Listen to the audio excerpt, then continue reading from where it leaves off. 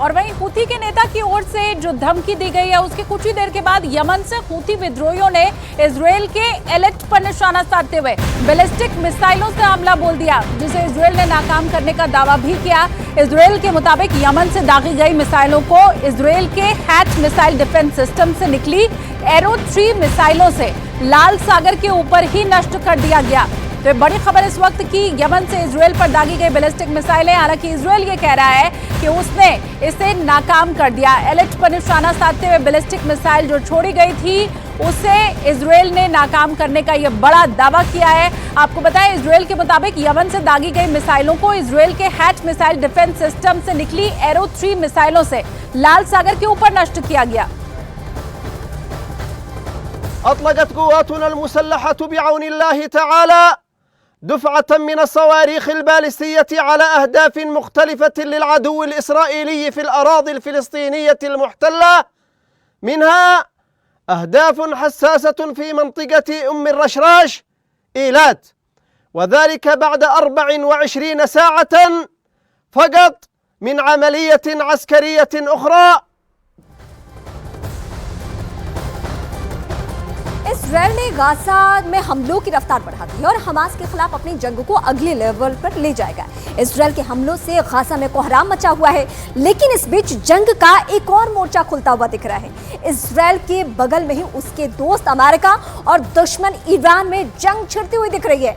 ऐसा इसलिए क्योंकि ईरान ने अमेरिका के सैन्य ठिकानों पर ड्रोन से वार किया है, हमला किया है। एक रोज पहले ही अमेरिका ने पश्चिम एशिया में अपने सैन्य अड्डों पर लगातार हो रहे हमलों का बदला लेने के लिए इजरायल के पड़ोसी सीरिया पर 2 हफ्तों में तीसरी बार जबरदस्त एयर स्ट्राइक कर दिया है। और ये हमला सीरिया में मौजूद ईरान के ठिकानों पर किया गया है, जिसके जवाब में ईरान ने पलटवार किया है।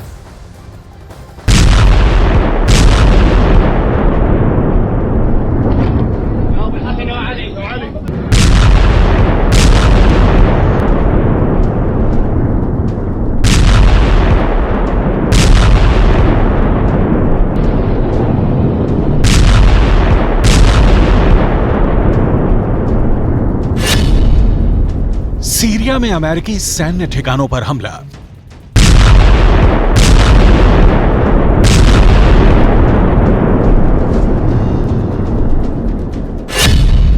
सीरिया में अमेरिका और ईरान के बीच जंग।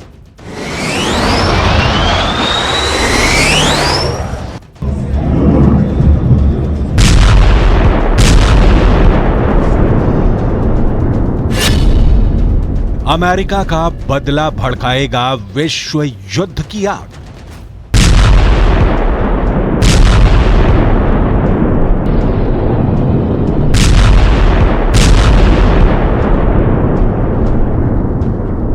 जिसका डर था वो हो गया। ईरान ने सीरिया में मौजूद अमेरिका के ठिकानों पर ड्रोन से बड़ा हमला कर दिया। ईरान ने 24 घंटे के अंदर अपना बदला ले लिया।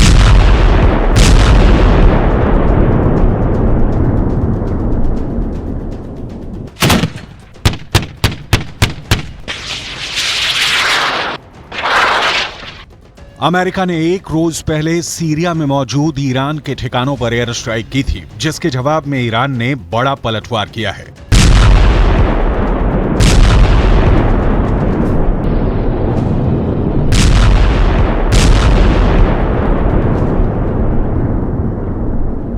ईरान ने पूर्वी सीरिया में मौजूद अमेरिका के सैन्य ठिकानों पर एक एक कर 4 ड्रोन हमले किए, जिसके बाद अमेरिका को भी एहसास हो गया कि अगर वो ईरान के ठिकानों पर हमला करेगा तो ईरान भी चुप नहीं बैठेगा।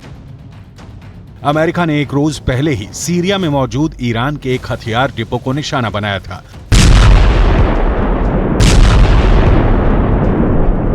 बताया गया कि अमेरिका के हवाई हमले में ईरान के हथियारों का जखीरा पूरी तरह तबाह हो गया। खबर यह भी है कि अमेरिका के इस हमले में ईरान के कई लड़ाके भी मारे गए और अमेरिका के इस हमले के बाद ईरान ने भी बदला ले लिया।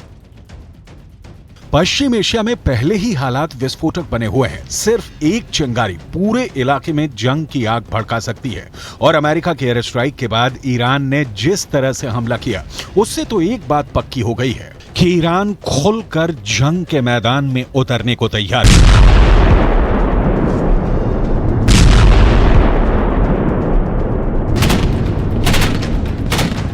और अगर ऐसा हुआ तो 35 साल बाद अमेरिका और ईरान दूसरी बार जंग लड़ेंगे। इससे पहले दोनों 80 के दशक में लड़े थे, मगर तब जंग ईरान और अमेरिका के बीच नहीं थी। युद्ध ईरान और इराक का था, जिसमें अमेरिका ने इराक का साथ देकर ईरान को हरा दिया था। मगर इस बार अमेरिका और ईरान सीधे सीधे एक दूसरे से दो हाथ कर सकते हैं, क्योंकि अमेरिका के लड़ाकू विमानों ने सीरिया में ईरान के हथियार डिपो पर बमों की ऐसी बारिश की कि ईरान के हथियार बर्बाद हो गए। अमेरिका ने दावा किया कि पूर्वी सीरिया के दैर एज जोर में मौजूद वो हथियार गोदाम ईरान की सेना की ब्रांच IRGC यानी इस्लामिक रिवॉल्यूशनरी गार्ड कॉर्प्स का था, और वहां पर रखे गए हथियारों से ही इराक और सीरिया में अमेरिका की सेना पर बीते 3 हफ्तों से हमले किए जा रहे हैं।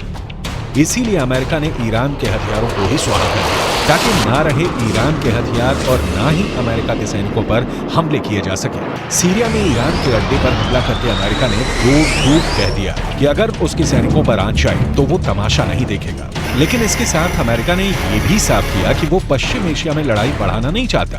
इसलिए अमेरिका की सेना ने सीरिया में ईरान के हथियारों के गोदाम पर रात को उस वक्त हमला किया जब वहां ईरान के इक्का दुक्का लड़ाके ही रहे। लेकिन ईरान को रोकने के लिए अमेरिका का ये पहला एक्शन नहीं है। अमेरिका ने 26 अक्टूबर को भी सीरिया में ईरान के 2 ठिकानों पर हमले किए। यही नहीं, 10 नवंबर को भी अमेरिका ने सीरिया में ईरान के ठिकानों पर हमला किया। ऐसा इसलिए क्योंकि 7 अक्टूबर को इजरायल और हमास की जंग छिड़ने के 10 दिन बाद ही इराक और सीरिया में अमेरिका के सैन्य ठिकानों पर हमले शुरू हो गए थे।